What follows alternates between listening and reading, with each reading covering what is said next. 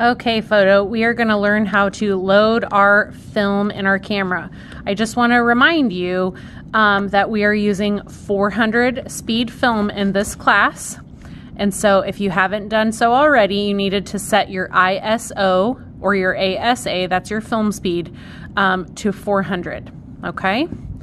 Now, the cardboard box, you can just open it and your film will be inside one of these little plastic canisters. Okay, and just pop this open. Now, a lot of people like to keep these.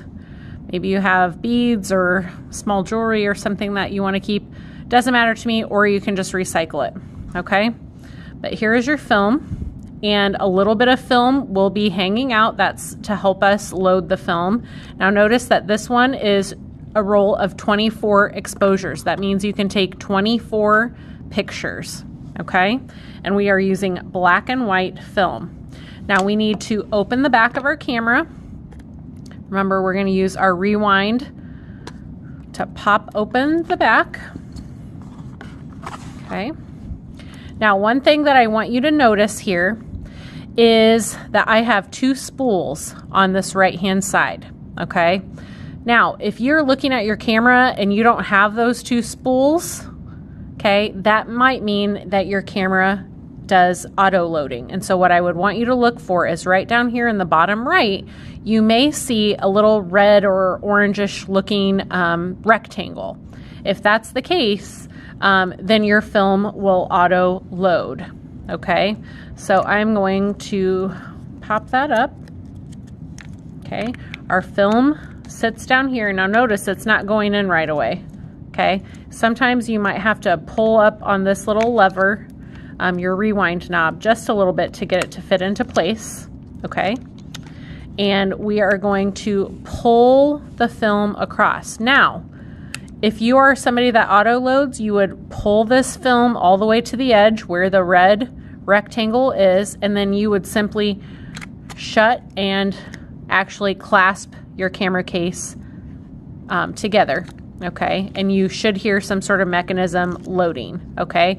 But for manual cameras, we have to do it a little bit different.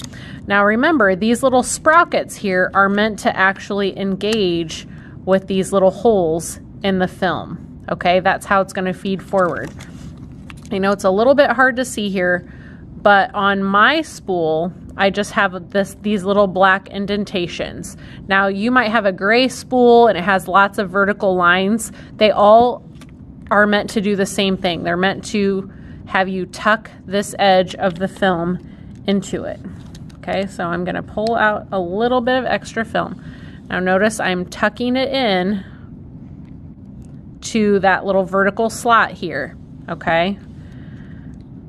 I'm also being really intentional that the sprockets are engaged with my film here, okay? So I'm gonna press the shutter release. Actually, it's already pressed, so I'm gonna advance the film. And this part I like to do slowly to make sure that it's actually winding. Sometimes the film can come off of these little sprockets very easily. And if that happens and you take a whole roll of film and your film wasn't loaded correctly, guess what? You have no pictures, okay? But you can start seeing that this is actually starting to twist around this spool. So I'm gonna take another picture, okay? And I'm slowly advancing. And I do that at least 2 or 3 times to make sure that this is secure, okay? And then at that point, we would be safe to go ahead and shut the back of our camera. Now make sure that this is all the way shut, okay? Now you're gonna check out your counter, okay? We want to get all the way up to 0. So we've gotta take a few more pictures. You can see here.